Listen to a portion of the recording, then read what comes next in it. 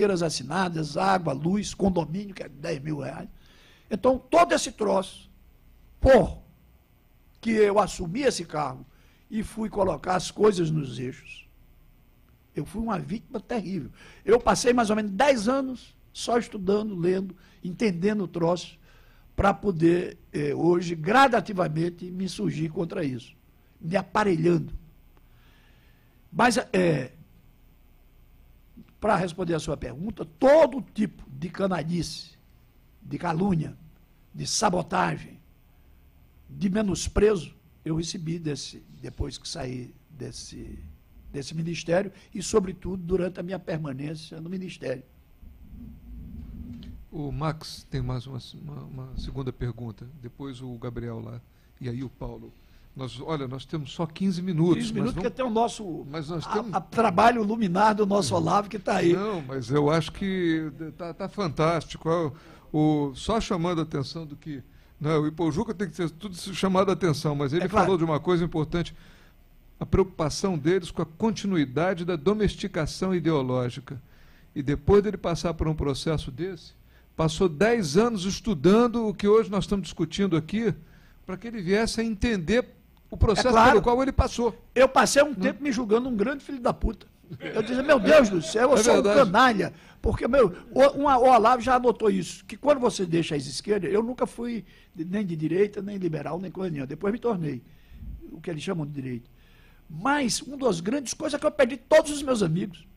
Alguns cuspiam quando me viam, cuspia de lado. Vamos lá, Max. Minha pergunta é justamente em cima dessa questão da continuidade, do continuismo, desse ato que você, na visão deles, iria causar, talvez.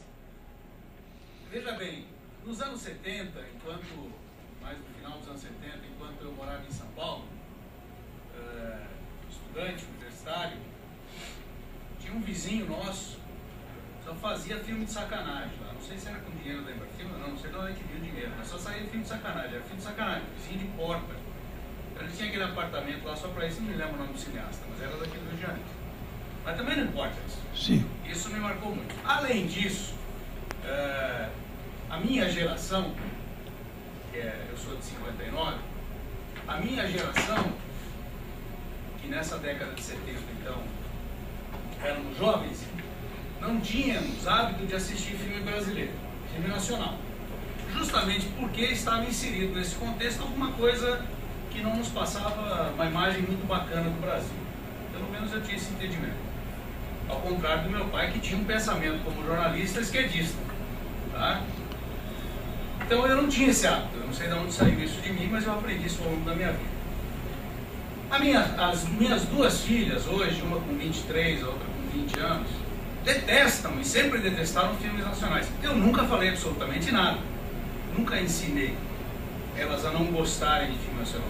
Provavelmente, se você dissesse não, elas iam lá. Bem provável, bem provável. Obviamente não tínhamos hábito de assistir cinema nacional, então talvez daí tenha vindo a cultura dela sem mesmo a gente inserir isso no contexto. Eu pergunto assim, será que eles conseguiram? Eu acho que não. Mas será que eles conseguiram, na sua opinião, atingir esse consciente coletivo através do cinema? Não. Eu considero esse trabalho frustrado. Eu acho que é um erro de Lula investir o chamado custo-benefício.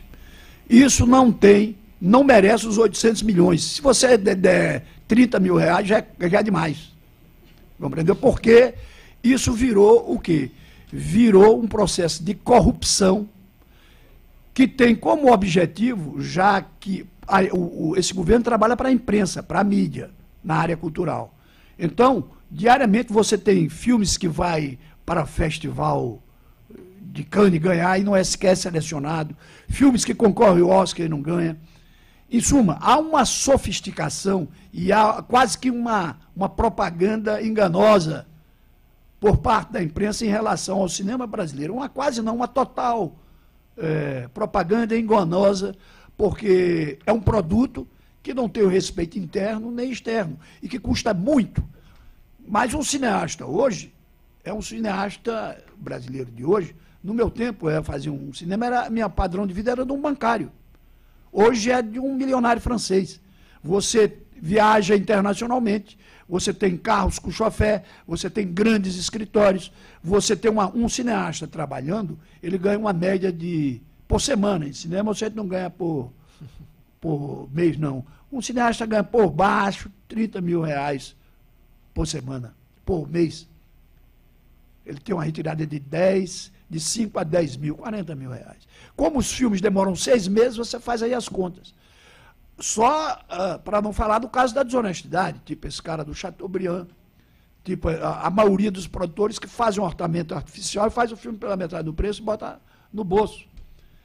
É uma classe de novos ricos. Aliás, eu sou contra impostos, tá, mas outro dia eu soube que Lula quer cobrar também dinheiro de artista. Eu até gostei disso. Tá entendendo? Porra, esses caras têm que pagar alguma coisa. Não é pagar, é tomar o que o governo. Tomar o nosso dinheiro que o governo deu excesso para o governo. Né, para dar lá ao Zé Disseu, a candidatura de Zé Disseu, sei lá. Isso. Então, eu tenho a impressão que nisso o governo se ferra. Eu uma vez fiz um artigo do Lula, não precisa dar esse dinheiro. Você dá dinheiro a outro troço que vai lhe servir tanto ou mais do que isso. Porque não merece, não vale, não tem sentido isso. Bom. Mas de qualquer forma ajuda a fazer a cabeça dos outros sem olhar para esses cineastas e achar que eles são tais, né? Eu digo isso, mas tem o pessoal estudante na fase das filhas dele, tem um gueto, mas é um gueto atuante, e um gueto brigador, e um gueto que já está escolado nesse pensamento da arte como instrumento de criação da revolução e de uma nova mentalidade. É verdade.